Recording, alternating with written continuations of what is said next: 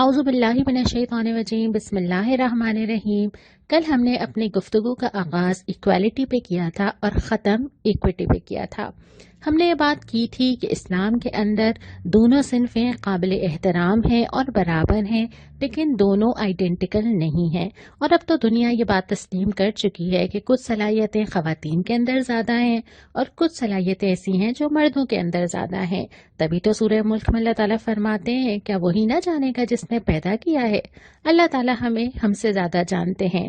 لہٰذا اسلام میں ایکوٹی یہ ہے کہ دونوں صنفوں کو وہی رولز دیے جائیں جو ان کی نیچر کو سوٹ کرتے ہوں۔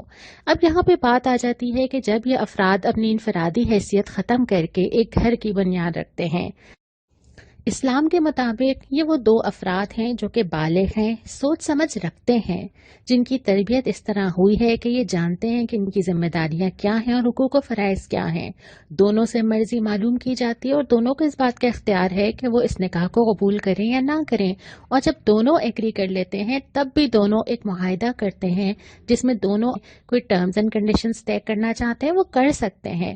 اس کے بعد جا کے پھر وہ نکاح انجام پاتا ہے، جس کو سورہ نساء میں اللہ تعالیٰ نے میثاقاً غلیظا، ایک مضبوط عہد قرار دیا ہے کہ یہ نکاح دونوں کی عفت اور عظمت کی حفاظت کرنے والا ہے۔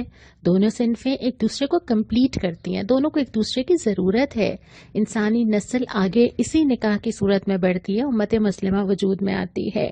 دونوں مل کر ایک گھر کی بنیاد رکھتے ہیں اور اس گھر کی بنیاد 3 چیزوں پر ہوتی ہے: احسان، مودت اور رحمت۔ یہاں پہ کوئی کھینچتان نہیں ہوتی، یہاں پہ لوگ ایک دوسرے سے لڑتے، حقوق مانگتے نہیں ہوتے، بلکہ یہاں پہ یہ ہوتا ہے کہ دونوں صنفیں ایک دوسرے کے ساتھ اللہ کی رضا کے لیے جمع ہوتی ہیں۔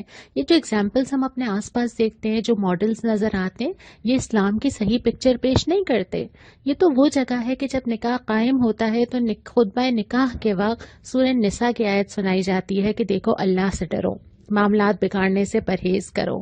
یہ وہ گھر ہے جس میں دونوں کو کہا جاتا ہے کلکم راعی و کلکم مسئول عن رعیتی، تم دونوں سے تمہاری ذمہ داری کے بارے میں سوال ہوگا۔ دونوں اللہ کے بنائے ہوئے بندے ہیں جس میں کسی کو کسی پہ ترجیح حاصل نہیں ہے سوائے تقوی کے، لیکن جہاں معاملات ہے ایڈمنسٹریشن کا، یہاں پہ وہ اسلام کے بتائے ہوئے جینڈر رولز ڈیفائن ہوتے ہیں۔ عورت کو اللہ تعالیٰ نے جسمانی طور پہ بچوں کی پیدائش اور پرورش کے لیے پیدا کیا ہے، اور جو کام وہ یہ انجام دے سکتی ہے اس میں مرد کا کوئی کنٹریبیوشن نہیں ہے۔ اب اسلام کا نظام عدل کا تقاضا ہے کہ کچھ ذمہ داری تو عورت کے اوپر سے لے کے مرد کو دی جائے۔ اگر عورت کے اوپر یہ ذمہ داری ہے جس میں مرد کنٹریبیوٹ کر ہی نہیں سکتا تو مرد کی اضافی ذمہ داری کیا ہے؟ لہٰذا مرد کو معاش کی ذمہ داری دی جاتی ہے، اور اگر ایسا نہ کیا جاتا تو پھر یہ برابری نہ ہوتی۔ دونوں کا گھروں کے اندر رول ہے۔ مرد کو کہہ دیا جاتا ہے تم قوام ہو، سورہ نساء آیت 34۔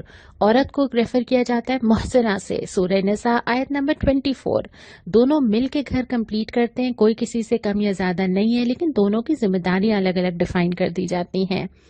شوہر کی ذمہ داری میں بیوی کی عزت کرنا، اس کی محبت کے ساتھ پیش آنا، ضروریات زندگی فراہم کرنا، اس کو تحفظ دینا، کمپینین شپ دینا، اس کی تعلیم، اس کی تربیت کے لیے جو مواقع میسر ہو سکتے ہوں وہ اس کو دینا، گھر کے کاموں میں، اولاد کی تربیت میں، اولاد کو سنبھالنے میں، تمام ذمہ داریوں میں اس کی مدد کرنا، اس کی بھرپور کفالت کرنا، خواہ اس کا میڈیکل ہو، خواہ اس کی فیسیلیٹیشن ہو، مہر ادا کرنا، یہ ساری چیزیں مرد کی ذمہ داری ہیں۔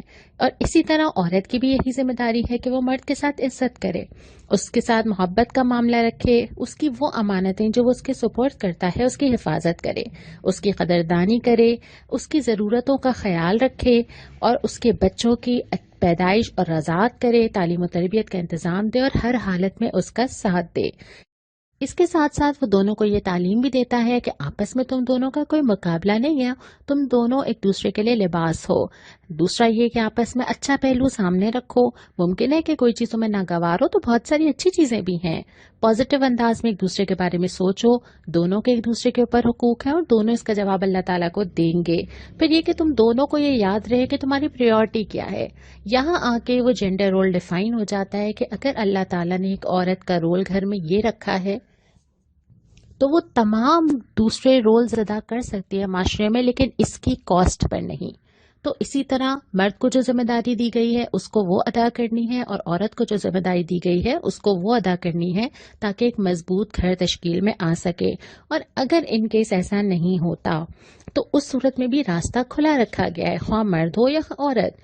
اگر کسی صورت میں دونوں نکاح ختم کرنا چاہیں تو اگر مرد ختم کرتا ہے تو طلاق کی صورت میں، عورت ختم کرتی ہے تو خلا کی صورت میں، اور اگر عدالت کے پاس کوئی بھی فریق شکایت لے کے جاتا ہے تو نکاح فسخ کیا جا سکتا ہے، اور دونوں جنسوں کے لیے اس بات کی اجازت ہے کہ وہ نکاح ثانی کر سکتے ہیں۔ یہ کوئی معیوب بات نہیں ہے۔ اب بہت سارے سوال اور پیدا ہو رہے ہیں، وہ کون سے احکامات ہیں جو اس خاندان کے انسٹیٹیوشن کو بچانے کے لیے اللہ تعالیٰ نے دیے ہیں؟ وہ کون سی جگہ ہیں جہاں عورت کو کچھ کم اور مرد کو کچھ زیادہ مل جاتا ہے؟ وہ کون سی چیزیں ہیں جہاں میرا گھر اور سوسائٹی کنیکٹڈ ہے؟ اس پہ غور کریں گے کل۔ السلام علیکم ورحمۃ اللہ۔